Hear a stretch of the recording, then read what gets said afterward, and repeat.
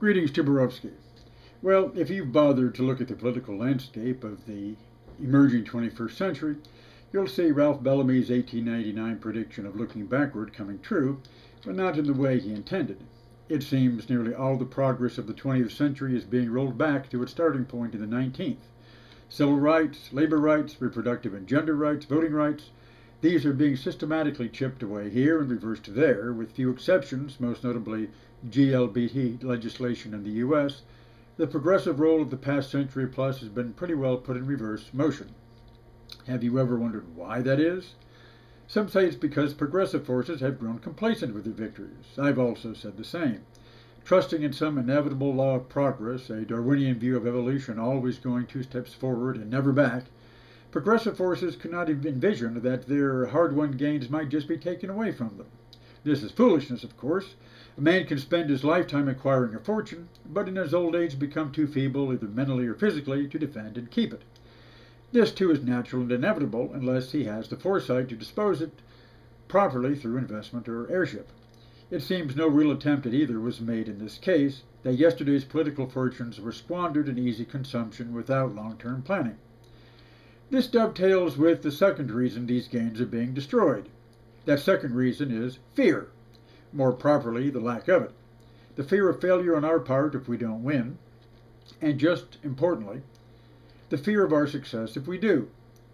The fear of revolution, of insurgent masses having nothing to lose but their chains or the world to win, as Marx put it, the specter of communism, let alone its reality under Stalin or Mao.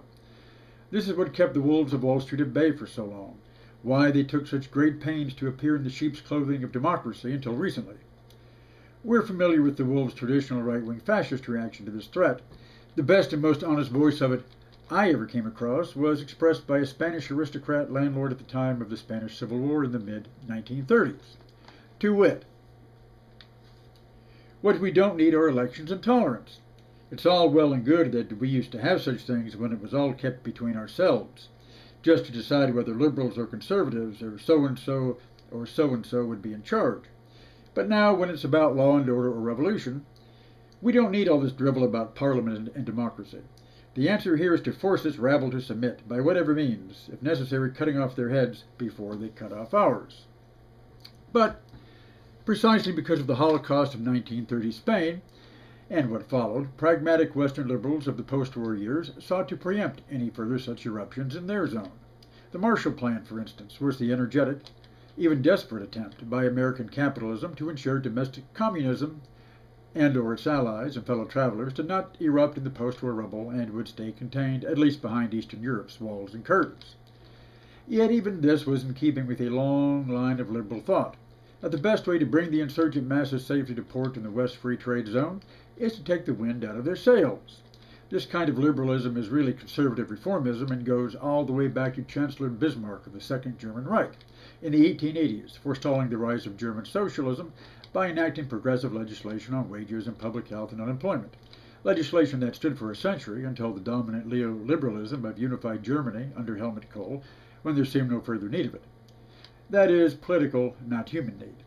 In the century between 1889, the era of Ralph Bellamy and Bismarck, and 1989, the collapse of the Berlin Wall, there had been such need to keep the sheep content grazing in western pastures, maintaining the greenery so they wouldn't think of hopping the fence. The fence is gone, the land on the other side is seized, so now the fields can be divested of fertilizer and maintenance or sold off and the sheep downsized too. The truth is that none of our progressive gains in that century were won without that great fear, the fear of a red planet. The labor legislation of the progressive era and the New Deal owe their success to the establishment fear of radical unionism, socialism, and communism. The CIO was supported in its fall radical insurgency of the late 1930s by the Democrats in power precisely because it helped Roosevelt consolidate a third term and diverted the masses from a more fundamental structural alteration of the basis of capitalism. Likewise, the civil rights movement. It's ironic, but indisputably true. At the passage of the Civil Rights and the Voting Rights Acts, and even affirmative action, owes as much to Lyndon Johnson's antics in Vietnamese rice paddies as to the struggles of freedom marchers, freedom riders, and freedom sitters. The victory over fascism in World War II motivated progressive forces to end racism in the U.S.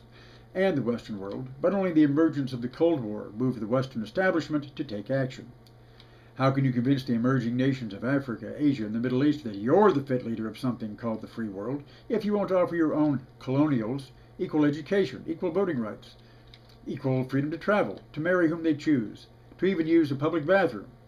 It was only the fear of communist propaganda in the emerging post-colonial Third World, accusing the U.S. as a racist regime unfit for leadership in the post-war world, that motivated the U.S. Supreme Court to remove segregation at home and to further integration at all levels.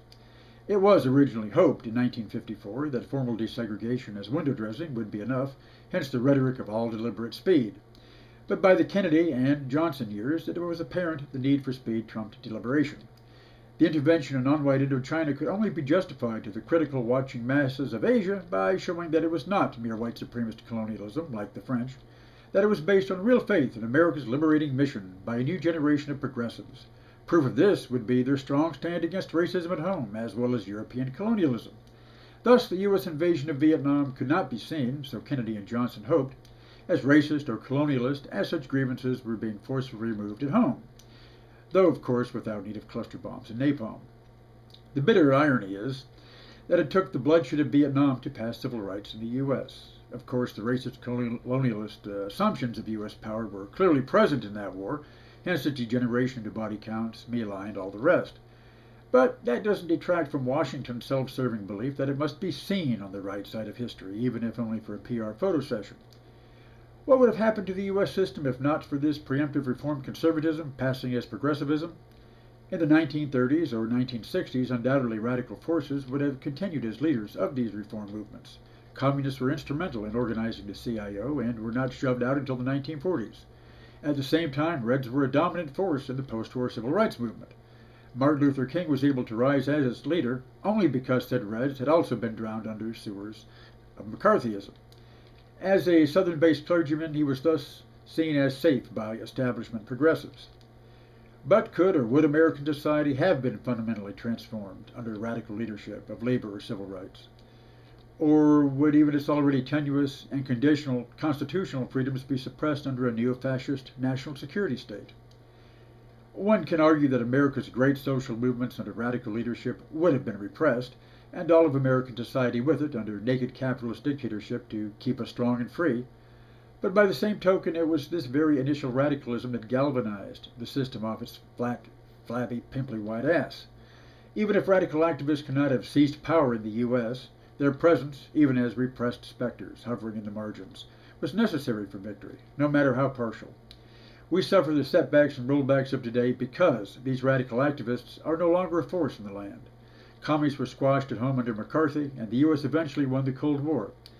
But the progress toward freedom, democracy, and justice the West ever achieved in the past century has been due to the bomb throwers, the red agitators, to Lenin, Stalin, Mao, and Fidel Castro, just as much as fidelity to the founding fathers and constitutional rule of law. Now, the voice of that Spanish aristocratic snob echoes afresh in our legislatures, courts, and our media, but with a twist. This time it's echoed by populist agitators and lawmakers and pundits seeking to convince the masses of citizens that democracy is for rabble. The patriarchal authority figures are the best protectors of everyone else's rights. That liberty can only be protected by forcing said rabble into a police and prison state. And who offers any opposition? The wishy-washy backpackers of the Occupy movement?